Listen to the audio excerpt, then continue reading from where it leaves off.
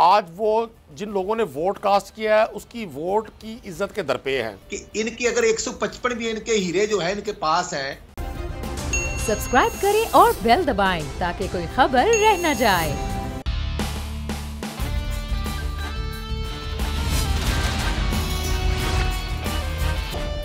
अस्सलामुअलैकुम। The special report with Mudassar Iqbal के साथ हाजिर खिदमत है। नाज़रीन, इस वक्त रूस और यूक्रेन के जो मामलात हैं उसके हवाले से पूरी दुनिया इस वक्त देख रही है कि सूरत हाल किधर जा रही है। बहुत ज़्यादा ये लोग भी कह रहे हैं कि किसी थर्ड वर्ल्ड वॉर की आगाज़ तो नहीं है, लेकिन जो यूक्रेनी सदर का बयान सामने आया उसके बाद हालात शायद कदरे मुख्तलिफ हैं कि पूरी दुनिया दूर से यूक्रेन के हालात तो देख रही है, लेकिन इस जंग में सिर्फ हम अकेले हैं। हम ये देख रहे थे कि इससे पहले मुसलसल यूरोप की जानिब से और ख़ास तौर पर अमेरिका की जानिब से रूस को ख़बरदार करने की बातें हो रही थी, लेकिन रूस ने वही किया जो वो चाह रहा था, जिसके लिए वो बार बार बात हो रही थी।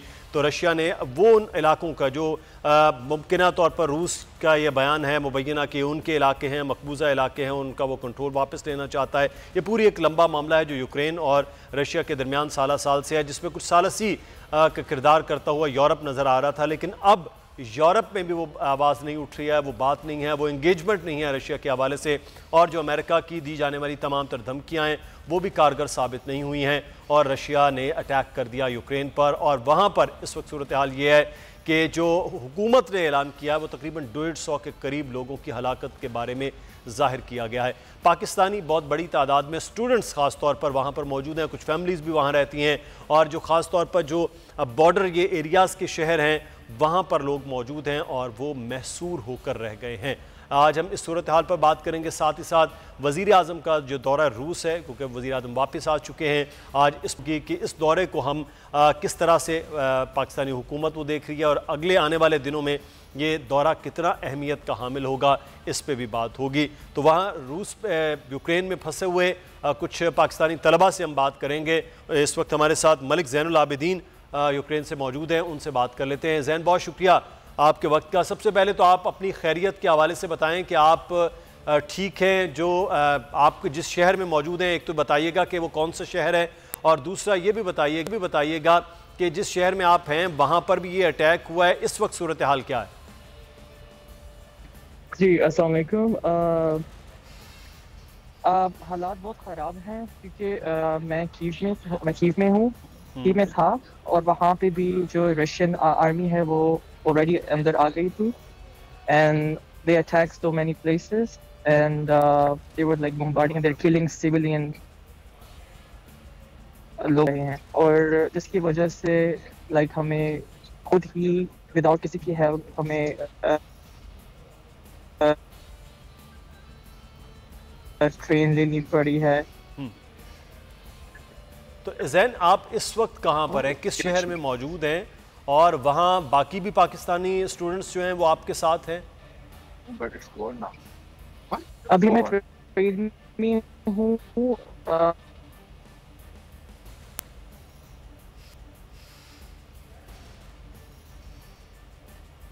अच्छा, ज़ैन से आप दोबारा से हम रब्ता करते हैं, तो कुछ डिस्टॉर्शन आ रही है। वहाँ पे भी कल बहुत हैवी हो गया था जब अटैक हुआ, उसके बाद इंटरनेट ने भी काम छोड़ दिया था, लेकिन आज दिन भर बेहतर सूरत हाल रही है। हम दोबारा से ज़ैन से बात करेंगे।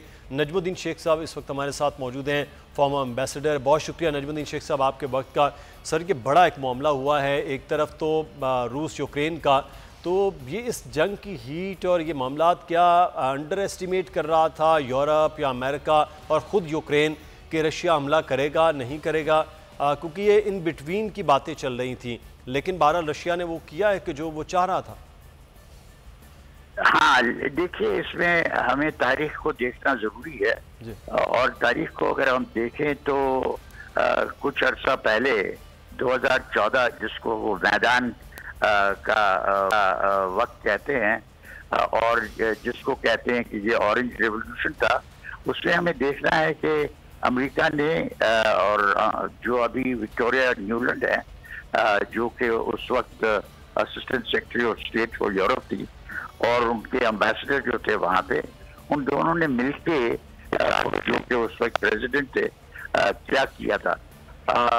ये बीबीसी ने एक कहानी बनाई थी जो कि बहुत रिवीलिंग थी कि उन्होंने बिल्कुल कोशिश करके और वहाँ पे जो लोग थे उनके साथ मिलके उन्होंने पोरोशेंको को निकलवाने की कोशिश की। उस वक्त पोरोशेंको जो थे वो यूक्रेन को रूस के साथ मुआहदा करवाने के लिए मदद करने को तैयार थे। तो अब ये चीजें जो हैं इनको भी हमें मद्देनजर है जब हम देखते हैं कि प्यूटन ने क्या किया और क्यों किया। प्यूटन ने जो अभी कदम उठाया है इसको यूक्रेन के खिलाफ इस्तेमाल करने का हक तो नहीं बनता है, लेकिन उस तारीख के हिसाब से आप ये देखिए सोचने की कोशिश करें कि उसकी नज़र में जो यूक्रेन वाले लोग रूस के साथ मिलना चाहते थे उनको निकालने के लिए अमेरिका ने इंतहाई कोशिश की थी। और अमेरिका उस वक्त सोल सुपर पावर था और वो कुछ चीज़ें कर सकता था। और अब मैं समझता हूँ कि उस जमाने को देखते हुए प्यूटन ने ये कदम उठाया है कि मेरी कोई सुनने को तैयार नहीं है, हमारी भी सिक्योरिटी कंसर्न्स है और आपने जो उससे हमारे लिए आपने और दिक्कतें पेश की है पैदा की है। अब इसमें अब उस तारीख को देखते हुए सब आदमी समझ सकता है कि प्यूटन क्या करने की कोशिश कर रहा है और क्यों करने की कोशिश कर रहा है। लेकिन उससे यूक्रेन में जो तबाही होगी उसके लिए तो मैं समझता हूँ कि कोई जस्टिफिकेशन नहीं बनती। बिल्कुल। अच्छा शेख साहब, एक और चीज़ जो हम ये देख रहे हैं वो है कि अमेरिका पहले बहुत ज़्यादा पिछले एक माह से बात हो रही है, रूस को ख़बरदार करने की बात हो रही है, जवाब देने की बात हो रही थी, लेकिन आपने यूक्रेनी सदर का भी बयान सुन लिया। वो कह रहे हैं कि दुनिया जो आलमी ताकत है वो दूर से खड़ी देख तो रही हैं, लेकिन इस वक्त जंग में हम अकेले हैं, तन्हा हैं।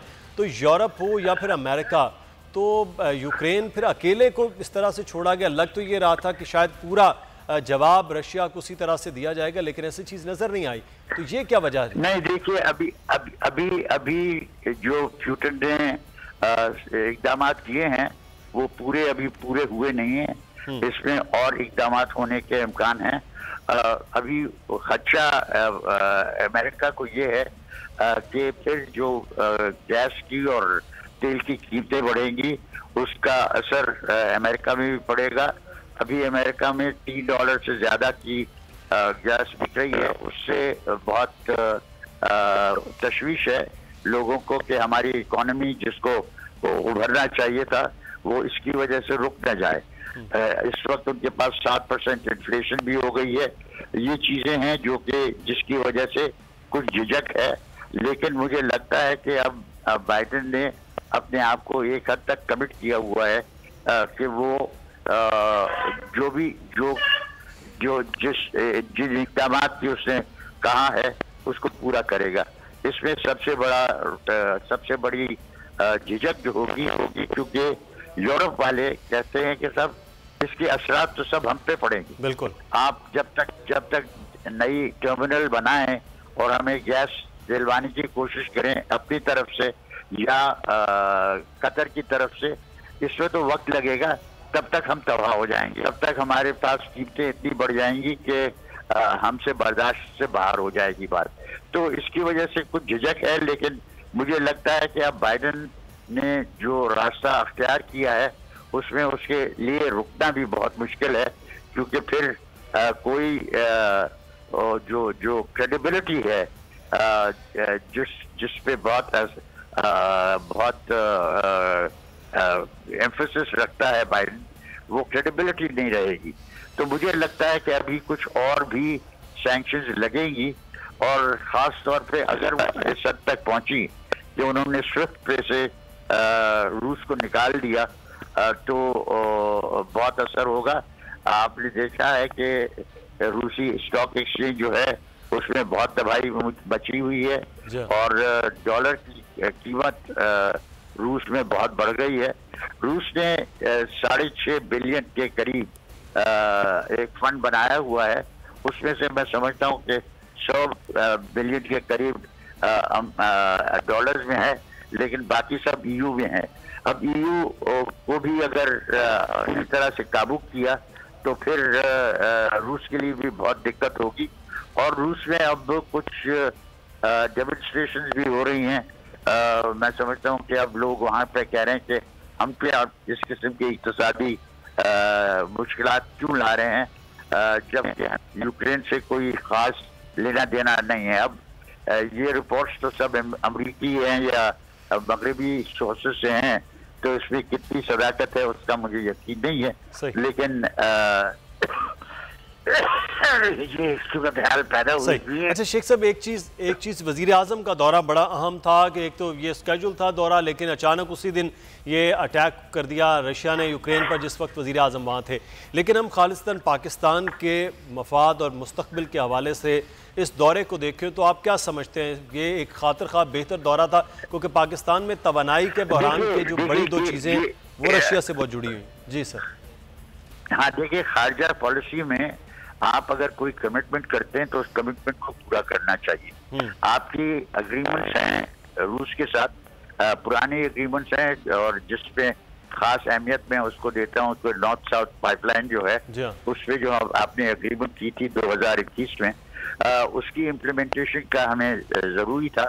दूसरा ये था कि हमने अमेरिका को कहा है कि हम तरफ होंगे ना दूसरी तरफ होंगे, और उस सिलसिले में अमेरिका ने एक बहुत केयरफुल स्टेटमेंट दी थी कि साहब वो थी तो चीन के सिलसिले में कि साहब अगर चीन के साथ ताल्लुकात बढ़ते हैं पाकिस्तान के तो हमें इसमें कोई एतराज़ नहीं है, क्योंकि हम चाहते हैं कि पाकिस्तान में इस्तेहकाम हो, पाकिस्तान की इक़्तिसादी तरक्की हो, क्योंकि वो एक ऐसे खित्ते में है जहाँ पे हमें इस्तेहकाम हमारे लिए अमेरिका के मफाद में बहुत अहम है। तो अगर हम इस मद्देनजर से देखें तो अगर चीन के साथ ये रवैया अख्तियार, चीन पाकिस्तान रिश्ते के लिए ये रवैया अख्तियार कर रहे हैं, तो उसी किस्म का रवैया उनको अख्तियार करना होगा रूस के सिलसिले में। बहुत शुक्रिया शेख साहब, हमारे साथ मौजूद सीनियर तज्ज़ियाकार भी और साबिक सफारतकार भी, और इस वक्त तौकीर हमारे साथ मौजूद हैं जी यूक्रेन से, जो वहाँ पर फंसे हुए हमारे साथी जो तालिब इल्म हैं, स्टूडेंट्स हैं वहाँ पर, उनसे बात कर लेते। तौकीर, अगर आप सुन सकते हैं तो मुझे सबसे पहले अपनी खैरियत से मुताल्लिक आगाह कीजिए, क्या सिचुएशन है और कहाँ पर आप मौजूद हैं इस वक्त, किस शहर में? अस्सलाम वालेकुम सर, फिलहाल तो मैं अल्हम्दुलिल्लाह फिट हूँ और मैं लीव सिटी में यूक्रेन में। अच्छा, तो क्या सिचुएशन है इस शहर में और आपके एरिया में इस वक्त? सर पहले तो मैं कीव में था, तो कीव से मैंने मूवमेंट किए, एम्बेसी ने कहा कि आप टर्नेपोल पहुंच जाए, तो टर्नेपोल तक तो कोई भी टैक्सी नहीं आ रही थी। अब हम लवीव में आए हैं किसी टैक्सी के जरिए, लेकिन यहाँ की सूरत हाल इस तरह है कि हर 5 मिनट के बाद सायरन बज रहे हैं, और हम हर 2 मिनट के बाद 3 मिनट के बाद जो है बंकर में जाते हैं और ऊपर वापस आ जाते हैं। सिचुएशन है फिलहाल। अच्छा, एम्बेसी ने कहा था कि जो लोग हैं वो बगबी पहुंच जाएं, इस यूक्रेन में टर्नेपोल पहुंच जाएं। अब यहाँ पर पहुंचे हैं तो अभी यहाँ से आप लोगों को सिर्फ महफूज रखने के लिए यहाँ बुलाया गया है, या यहाँ से अब पाकिस्तान भेजने की कोई तैयारी एम्बेसी कर रही है? क्या इस वक्त सिचुएशन है? इस वक्त सब सिचुएशन ये है, जितना मुझे पता है तो आगे जाने का उन्होंने मुझे कुछ भी नहीं कहा। मैंने उनसे कहा कि मैं टर्नेपोल आ जाता हूँ, या अगर यहाँ से पोलैंड का बॉर्डर नज़दीक है तो पोलैंड चला जाता हूँ। पोलैंड यहाँ से 1 आवर डिस्टेंस पे है और टर्नेपोल तकरीबन 3 to 4 आवर्स है। तो उन्होंने साफ ही मुझे कहा कि आप टर्नेपोल आ जाओ, वहाँ से फिर बाकी बातचीत होगी। मैंने कहा हुआ एवैक्यूएट क्या सीन होगा, उन्होंने कहा फिर आप आ जाए फिर बात होगी। तो अब पता नहीं है कि एवैक्यूएशन होगा ना होगा, मुझे तो नहीं लग रहा कि होगा, बस सिर्फ सेफ रखने के लिए कह रहे कि आ जाए। अच्छा, तो कितने स्टूडेंट्स आपके साथ पाकिस्तानी हैं जो आपके साथ वहाँ से निकले हैं? कितने वो लोग कि वो वहाँ पर फंसे हुए हैं? बाकी कुछ आपके साथ दोस्तों के राब्ता शाब्ता हुआ है? जितने सर मेरे दोस्त थे तकरीबन, तो अभी इस वक्त कीव में मौजूद है, जो अभी इस वक्त भी है तकरीबन वो है तकरीबन 200 के करीब अभी भी कीव में मौजूद है। अच्छा, कीव में अभी भी मौजूद है। तो वहाँ सिक्योरिटी की सूरत हाल क्या है, और ख़ास तौर पर वहाँ खाने पीने के क्या मामला है, क्योंकि ऐसी सिचुएशन में तो हर चीज़ बंद हो जाती है? तौकीर बिल्कुल सर, खाने पीने के मामला इस तरह है कि जो जिनके करीब भी कोई सी भी शॉप थी तो उन्होंने वहाँ से बिस्किट, मैंने खुद बाजार अपने लिए चॉकलेट ली थी, तो उनके पास सिर्फ वही है। और हम वहाँ पे जो एक मेट्रो स्टेशन बनी हुई है अंडरग्राउंड, सारे वहीं पे मुकीम है। और वही बस वही चॉकलेट्स खा रहे हैं, वही बैठने पीने का कुछ और इंतज़ाम नहीं है। तो ये अंडरग्राउंड जो मेट्रोज़ वगैरह हैं क्या वो चल रही हैं, वो बंद हो गई हैं, उस वहाँ की क्या सिचुएशन है? मेट्रो सर कम्प्लीटली बंद है। बस सिर्फ ये है कि बस जितने भी लोग हैं वहाँ पे मुकीम है एज ए सिक्योरिटी सेफ्टी के लिए एज अ बंकर के तौर पे यूज़ कर रहे हैं वो लोग। तो क्या यूक्रेनी पुलिस जो है वहाँ के जो मकामी इंतज़ामिया है वो शहर में उस तरह से नज़र आ रही है या नहीं? नो सर, वो नज़र नहीं आ रही पुलिस है, लेकिन वो जो है सिर्फ वहाँ पे मेट्रो स्टेशन में सिर्फ खड़ी है, वो वहाँ की लोकल पुलिस है, लेकिन इस तरह है कि कोई सिक्योरिटी है नहीं। टू बी ऑनेस्ट कोई भी सिक्योरिटी नहीं है, हमें रास्ते में भी कोई नहीं मिला, ना ही कोई आर्मी मिली, कुछ भी नहीं मिला। सही, तो ये ऐसी कोई चीज़ नहीं है। बहुत शुक्रिया वहाँ की ख्याल से आगाह कर दें। हम यही कहेंगे अपने आप को महफूज रखने की कोशिश कीजिए और देखते हैं कि यह सूरत हाल कब तक है। और पाकिस्तानी एम्बेसी की अब जिम्मेदारियाँ भी बढ़ रही हैं कि पाकिस्तानी तलबा को महफूज रखना या फिर पाकिस्तान उनको महफूज तरीके से पहुँचाना भी। यहाँ पर एक ब्रेक लेते हैं जी, ब्रेक के बाद वापस आएँगे, फिर कुछ मज़ीद मौज़ूआत पर बात होगी।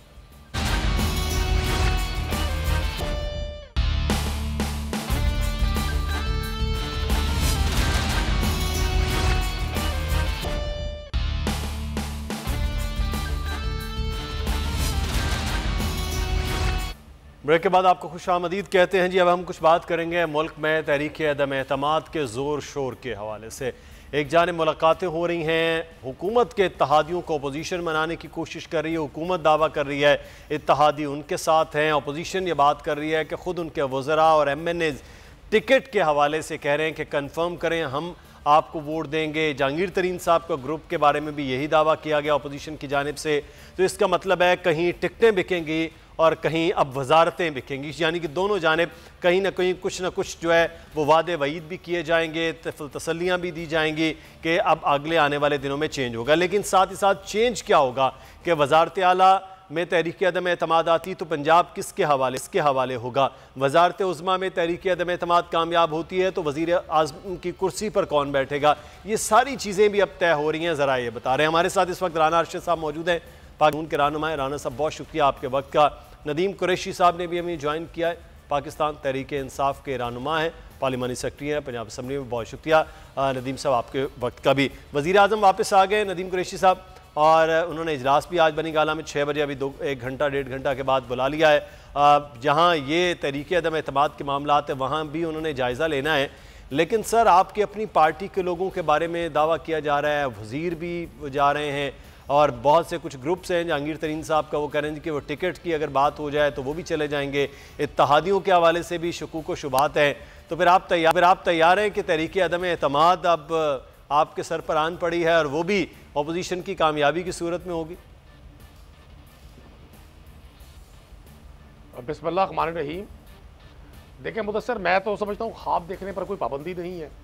अच्छा। और वो अपोजिशन और जिसकी एक बहुत बड़ी पार्टी PMLN जो बड़े नारे बुलंद करती थी कि वोट को इज्जत दो, आज वो जिन लोगों ने वोट कास्ट किया है उसकी वोट की इज्जत के दरपे हैं।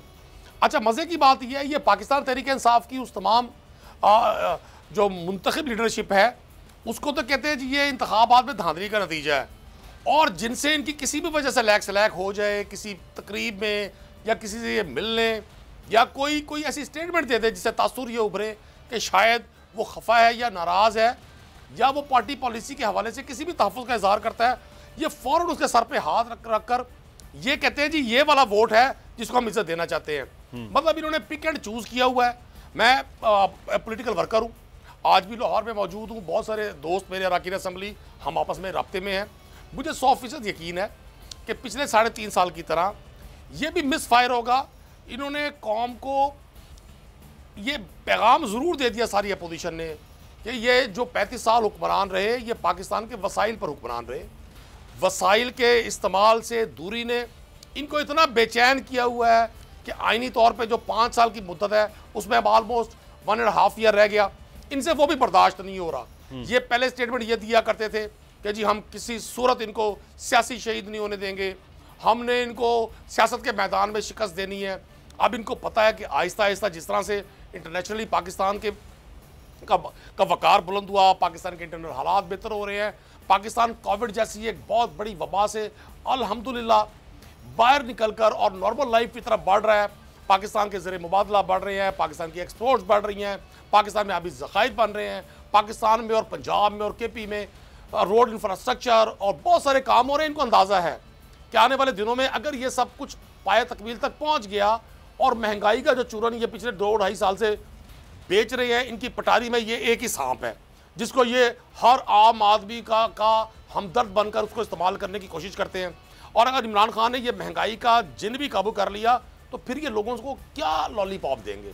मुझे आज भी यकीन है कि पाकिस्तान तहरीक इंसाफ के जितने इत्तेहादी हैं वो पाकिस्तान तहरीक इंसाफ की। चले सर, आपका यकीन ये है कि तमाम इत्तेहादी भी और आपके मेंबरान भी साथ हैं, तो फिर क्या चीज़ है जिसके बलबूते पर राना साहब आप तहरीक अदम एतमाद एक नहीं 2-2, 3-3 जगह लाने के प्लानिंग कर रहे हैं, फिर सब मिल गए हैं, सब आपके पास नंबर पूरे हो चुके हैं? जी बिस्मिल्लाहिर्रहमानिर्रहीम। मुदस्सिर इकबाल साहब, मैं आपका शुक्रिया अदा करता हूँ। जी आपका भी शुक्रिया। और नदीम कुरैशी साहब मेरे भाई हैं, मैं इनका बड़ा कदरदान हूँ कि पॉलिटिकल वर्कर हैं। इशू ये है, परेशानी किस बात की कि इनके अगर 155 भी इनके हीरे जो है इनके पास हैं, नूर आलम खान भी इनके पास है, डॉक्टर आमर लियाकत भी इनके पास है, और उसी तरह राजा रियाज फैसलाबाद वाला भी इनके पास है, तो इन्हें घबराना नहीं चाहिए। दूसरी इशू ये है कि जो इनके इत्तेहादी हैं ये 2.25 साल बाद तो मुनसलाई को मिनिस्टर बनाते हैं। ये खुद तो जो इत्तेहादियों के साथ एग्रीमेंट और मायदे किए थे उसकी वायलेशन करते हैं, यूटर्न लेते हैं, और फिर इमरान खान कहते हैं कि यूटर्न लेने वाला वीआईपी शख्सियत होते हैं। नहीं, झूठ ही होता है।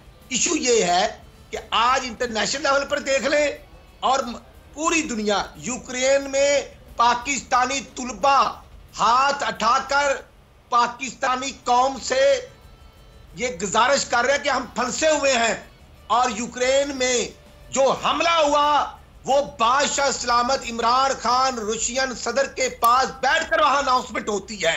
ये है कि खारजा पॉलिसी। और मैं सिर्फ ये बताना चाहता हूं, हमने जेलें काटी, मियां नवाज साहब ने 2 साल जेल काटी, हमदा शहबाज ने 2.5 साल जेल काटी। राना साहब, आपको लगता है ये रशिया पर होने वाला हमला इमरान खान साहब की वहां पर?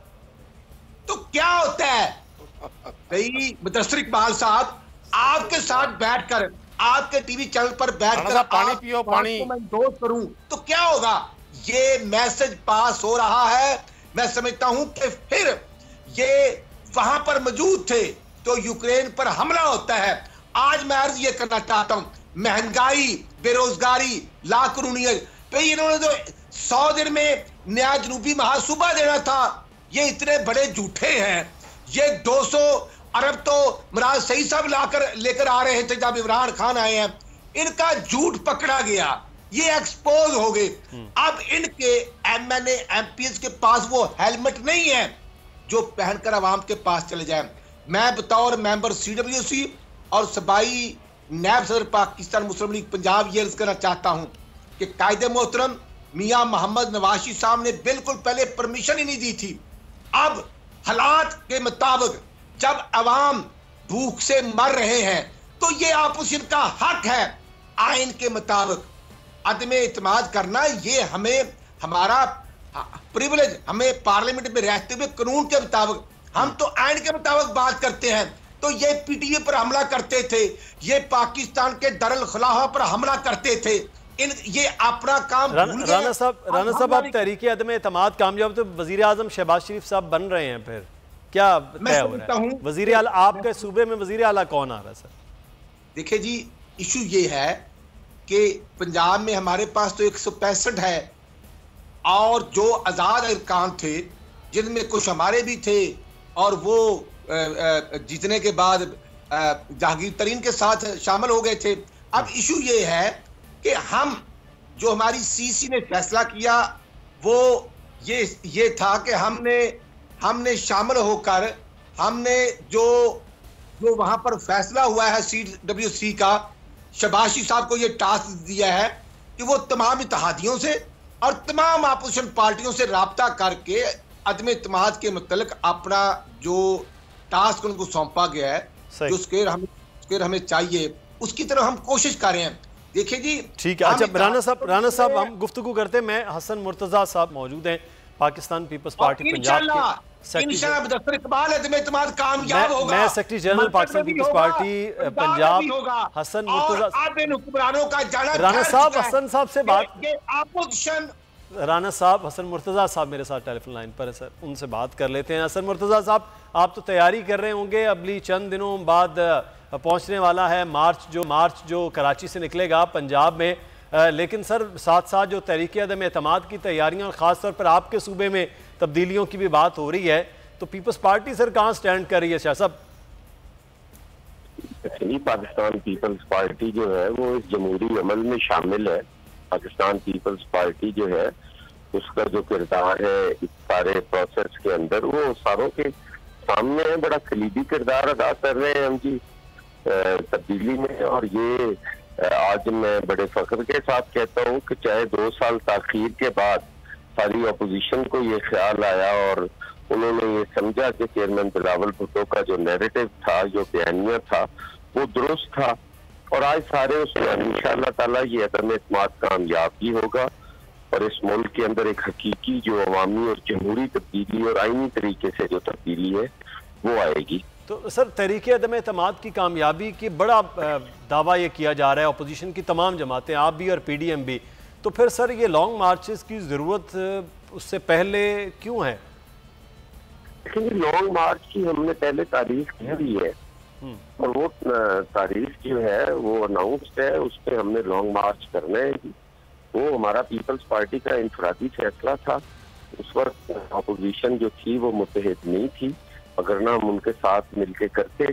वो हमारा फैसला है, वो हमने करना है जी। उससे अवामी राय आमा हमवार होगी। जो लोगों को इस हुकूमत की नालायकियाँ हैं, नाअहलियाँ हैं, वो उनको बताएंगे, उनको अपने एतमाद में लेंगे और फिर रेफरेंडम होगा जी इस हुकूमत के खिलाफ। आप देखें कि ये कोई आम लॉन्ग मार्च नहीं होगा। इस लॉन्ग मार्च में आप देखेंगे कि पॉलिटिकल वर्कर के अलावा जो सिविल सोसाइटी होगी, इसमें जो हमारी मीडिया पर्सन होंगे, इसमें जो हमारे इस मुल्क के दानिश्वर होंगे, वो सारे इस लॉन्ग मार्च में शामिल होंगे और ये अपनी नौयत का मुनफरिद और पहला लॉन्ग मार्च होगा पाकिस्तान के अंदर। लेकिन शाह साहब एक चीज़ मैं यहाँ पर जानना चाह रहा हूँ, शेख रशीद साहब ने कहा मियां नवाज शरीफ ने अब खरीदो फरोख्त का जो काम है वो जरदारी साहब के हवाले कर दिया, तो सर किसको खरीद रहे हैं, किसको फरोख्त कर रहे हैं? देखिए जी, जिन लोगों की आप बात कर रहे हैं वो मैं सियासतदान ही नहीं मानता जी। शेख रशीद साहब वो सियासतदान है जिन्हें इमरान खान साहब ने बैठ के कहा मैं इसको सर मेंबर असेंबली बनने से बंदा चाह, जिस इमरान खान को कहा कि मैं इसको चपड़ासी नहीं रखना पसंद करूंगा, वो उसी की कैबिनेट में बैठा हुआ है। जिस इमरान खान को उसने कहा कि तेरे पास टांगे की सवारियां नहीं है, वो आज उसकी तारीफें करी जा रहा है। ये कौन से सियासतदान है जी? ये तो सुबह बात करते हैं, शाम को उस बात पे। ये तो पीका अगर आ जाता ना तो मैं इनके खिलाफ खुद एप्लीकेशन देता कि ये पीका में आते हैं, कभी ये समुद्र से तेल निकाल देते हैं, पानी से तेल निकाल रहे होते हैं और फिर कहते हैं जी कि आप पानी से तेल नहीं निकल सकता। कभी ये कह देते हैं जी कि आज हम 1 करोड़ नौकरी दे दें, जो हो ही नहीं सकती, और फिर नवाज चौधरी आगे कह देते हैं जी कि हमने तो 1 करोड़ दे दिए, अब आपसे मशवरा करके देनी थी। इस किस्म की ये बोंगियां मारते हैं, इनको आप सियासतदान कही जा रहे हैं। सही।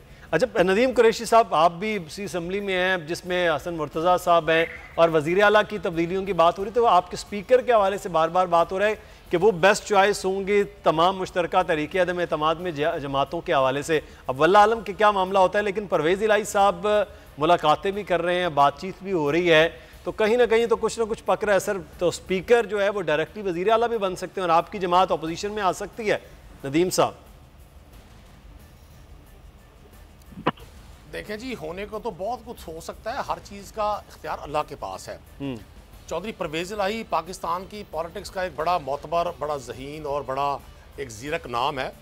हम ज़ाती तौर पे भी उनके मोतक़िद हैं और पॉलिटिकली भी अब हमें मौका मिल रहा है उनकी स्पीकरशिप में काम करने का। मैं और हसन मुर्तज़ा साहब दोनों ही उनके हमें बात करने का मौका मिलता है। हसन मुर्तज़ा साहब तो बहुत ज़्यादा इंजॉय करते हैं असम्बली में माशाल्लाह, चूँकि अपोजिशन में है, नहीं उनकी तकरीर तो हम भी बहुत इंजॉय करते हैं। दिन में ज़ाहिर है इन्होंने हमारे पे तबर्रा करना होता है। मैं आपको एक अर्ज कर दूं, चौधरी परवेज़ इलाही साहब ने एक चीज़ साबित कर दी कि जो लोग उनके हवाले से पूरी एक सीरियल पेश किया करते थे। जिस तरह चौधरी परवेज इलाही ने स्पीकर का ओथ लिया, मैं भी वहीं मौजूद था, हसन मुर्तज़ा भी वहीं मौजूद थे। 2.5 घंटे जो वहाँ रंगबाजी हुई, या मैं और वर्ड इस्तेमाल नहीं करना चाहता, जो कुछ वहाँ हुआ, लोगों ने अपना थूका हुआ चाटा। परवेज इलाही साहब ने अपने घर बुलाकर और इनको अपने सामने बिठाकर ये साबित कर दिया कि चौधरी परवेज इलाही राइट पर थे, और ये जो चौधरी बरादरान के बारे में PMLN भी और पीपल्स पार्टी भी जो कुछ माजी में फरमाती रही, वो सब कुछ इन्हें रिवर्स करना पड़ा, वापस लेना पड़ा। मैं नहीं समझता कि चौधरी परवेज इलाही साहब इनके किसी झांसे में आएंगे। मैं तो तिफले मकतब हूँ, वो ज़्यादा चीज़ों को समझते हैं, बड़े कैनवस पे उन्होंने सारी ज़िंदगी पॉलिटिक्स की है।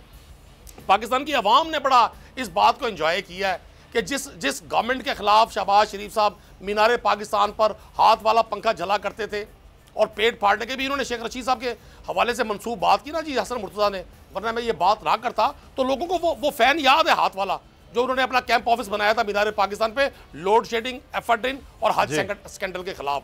और फिर लोगों को जरदारी साहब की भी वो बहुत सारी बातें याद हैं जो फरमाया करते थे।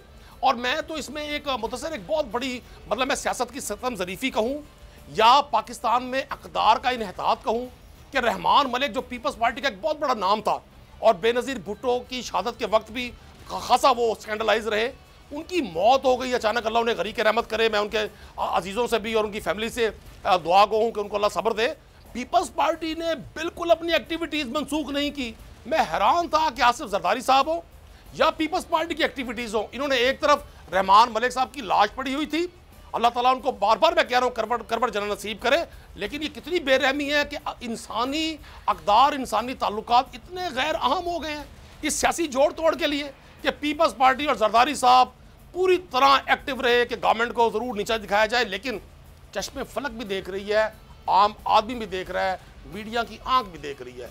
जो कुछ आप माजी में कहते रहे, आपको अपने हर किए पर पछताना चाहिए। और अब मैं इन दोनों फाजिल जमातों की लीडरशिप से बतौर एक पाकिस्तान के आम शहरी के, बतौर एक पोलिटिकल वर्कर के रिक्वेस्ट करूंगा, खुदारा आइंदा के लिए ये तय कर लें कि जब आपके मफादात का टकराव होगा तो फिर आप एक दूसरे को गैर मुल्की एजेंट, एक दूसरे को मिस्टर 10%, एक दूसरे को और अलकाबात से नहीं नवाजेंगे। ये जब अपने किए पर बैकफुट पे जाना पड़ता है, अब लोगों को तो कहते हैं जी आप यू टर्न लेते हैं, भाई आपने जो टर्न्स लिए हैं उसका तो जो 26 डिजिट की ABCD ये कहीं नाम ही नहीं है ना जिस वर्ड का। भाई ये कौन सा यू टर्न है, ये कौन सी बातें हैं कि आप राना साहब ये कौन सा टर्न है सर जो नदीम साहब कह रहे हैं? शोर हुआ करें आप कोई राना साहब से पूछ लेते हैं ना कौन सा टर्न है सर जो आपने आगे ले लिया है? राना साहब आपकी आवाज़ हम तक नहीं पहुंच रही है मेरे ख्याल में। राना साहब आपकी आवाज़ नहीं पहुंच रही है। माइक मैं चाहूँगा ऑन कीजिए अपना स्काइप पर। राना साहब आपकी आवाज़ नहीं आ रही है जी। मेरे बात के जवाब सर ये कौन सा टर्न है सर? राना साहब की आवाज़ जो है वो हम तक नहीं। हम चाह रहे थे कि वो टर्न ज़रूर पूछा जाए जो पेट फाड़ने से और सड़कों पर घसीटने तक हो गया है, और वो राना साहब आपके शायद माइक ऑफ है जिसकी वजह से हम तक आपकी आवाज़ नहीं पहुंच रही है। इस वक्त अपोजिशन तमाम इकट्ठी है नाज़रीन, और इस अपोजिशन के इकट्ठा होने में एक ही चीज़ है, वो है इस हुकूमत का ख़ात्मा, और वो है जी राना साहब।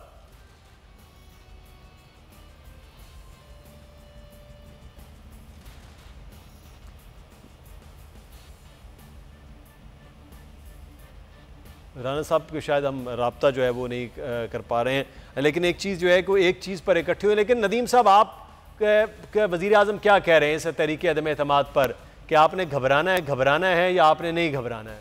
घबराहट तो कुछ ना कुछ तो होगी सर जब सारे इकट्ठे होते हैं। देखिए मैं आपको एक अर्ज करूं, हम सब समझते हैं, वो कहते हैं ना खुदा तुझे किसी तूफान से आशना कर दे कि तेरे बहर की मौजों में इज़्तिराब नहीं।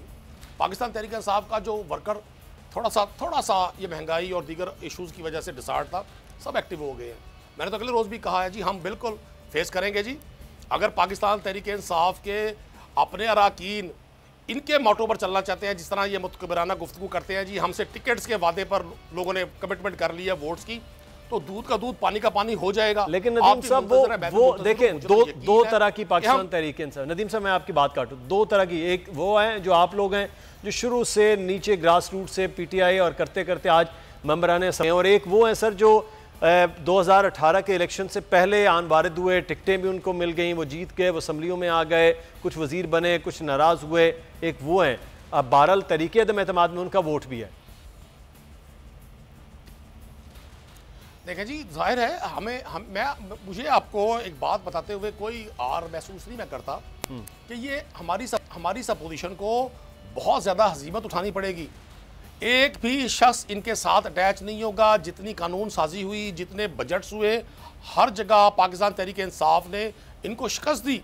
लोगों को ये हो सकता है कि गवर्नमेंट की किसी पॉलिसी से इख्तलाफ हो सकता है, बहुत बड़ा कैनवस है, इख्तलाफ राय, डिफरेंस ऑफ ओपिनियन होना चाहिए, हो जाता है। लेकिन मुझे आज भी यकीन है इस बात का कि लोगों को इस अपोजिशन पर भरोसा नहीं है। लोगों को पता है कि ये 35-40 साल इक़्तिदार में रहे हैं, इन्होंने इस मुल्क के साथ जो खिलवाड़ किया वो हर शख्स को पता है। लेकिन इस वक्त तो सर लोगों से ज्यादा मेंबरान असेंबली का मामला है जो जिन्होंने तहरीक अदम एतमाद पे वोट देना है या नहीं देना है। राना साहब से मैं करेक्ट हो गया, मैं चाहूँगा उनसे पूछ लेते हैं। राना साहब, ये जो कह रहे हैं बार बार के आपने यू टर्न से भी कोई बड़ा टर्न ले लिया, वो कौन सा टर्न है कि जो जरदारी साहब हों या फिर चौधरी बरादरान हो, सब आपके लिए अब खैर की खबरें लाने हैं?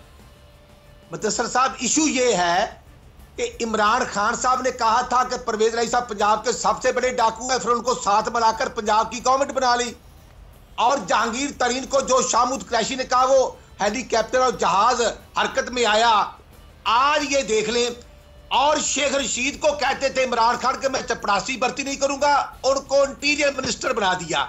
ये यू टर्न लेने वाले पीएचडी कर चुके हैं और इनको सर ये तो कर रहे हैं, ये कर रहे हैं, बिल्कुल ये सब कुछ कर। मैं आपके पूछ रहा हूँ, आपकी लीडरशिप जो है वो क्या कर रही है? वो उन्हीं लोगों के साथ फिर नहीं, हम कह रहे हैं कि आज 22 करोड़ अवाम के इश्यूज है, महंगाई, बेरोजगारी, लाकानून।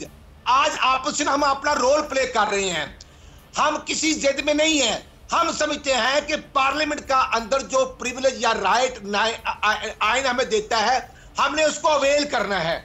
और हुकूमती इत्तेहादी देखना जी, इनके तो 155 एमएनए हैं, 172 चाहिए और 172 पर प्राइम मिनिस्टर है, तो इनके पास है 178। मेरे भाई 5 काफली के और एमकेएम के और जीडीए के सर 5 काफली से लेके एमकेएम और जमात इस्लामी तक तमाम के तमाम रात रहे हैं, वो भी कर रहे हैं। राना साहब शुक्रिया अदा करें, मेरा वक्त खत्म हो गया है। नदीम कुरैशी साहब आपका भी बहुत शुक्रिया। प्रोग्राम से मुदस्सर इकबाल को इजाजत दीजिए, अपना ख्याल रखिएगा नाज़रीन, अल्लाह हाफिज़।